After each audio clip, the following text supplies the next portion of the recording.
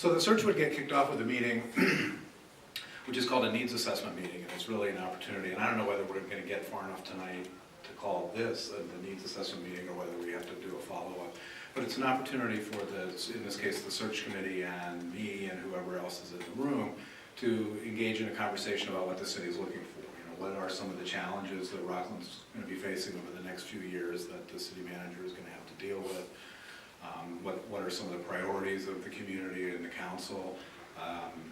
You know, just different kinds of things that the group is going to be looking for, so that as we draft an advertisement, as we screen resumes, as we prepare interview materials, we'll be talking to candidates and presenting information that's relevant to Rockland. It's not just, you know, some off-the-shelf questions and off-the-shelf advertisement, but it's really specific to what Rockland is looking for, so that people who see it understand what Rockland is looking for, and they'll either, you know, opt in or opt out based on their skill set and their own assessment of their interest in the community. So that's really the first step.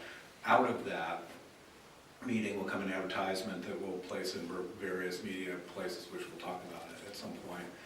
Resumes come to our office. We acknowledge each one that comes to us so that the candidates who have applied know that their materials have been received, so that they're not calling the town office and bugging the staff about what their status is. Once the deadline for resumes passes, I'll sit down with the resumes and review them based on the information I get from the needs assessment meeting. My goal there is not to rule people in or out. It's to sort the resumes in a manner that makes it easier for you to look at. So, you know, if we had, you know, if let's say we had 50 resumes, they'd probably be split in half.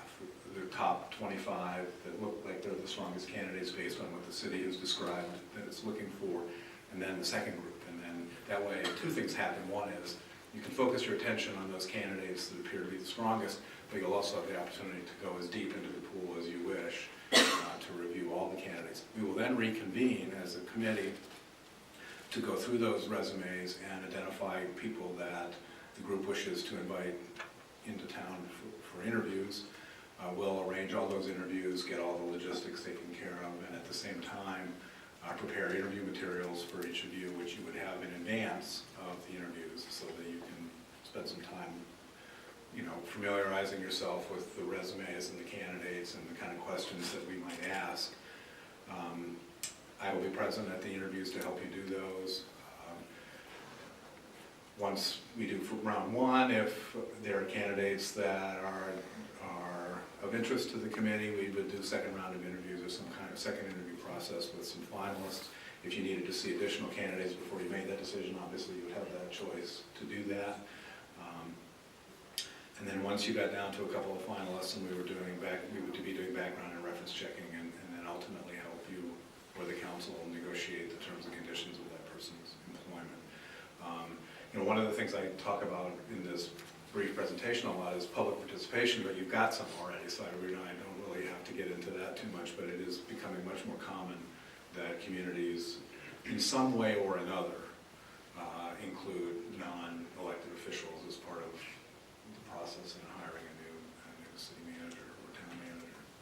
So that's kind of the basic outline of the search. It's probably a 3 to 4 month process, that includes at the front end, you know, 3 to 4 weeks for advertising, and at the back end, you know, a month maybe if the person needs to provide notice to their current employer and or relocate to get them here. So it's sort of the whole range of time. In terms of the meetings of this committee,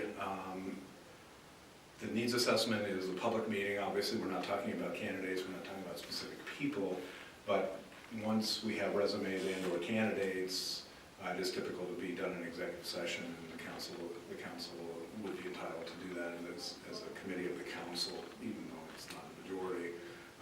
My understanding of the law, and I can check, is that you still have the right to do that because it's a committee authorized by the council. So, but ultimately, there would be a public vote if nothing happens without a public vote and a public presentation.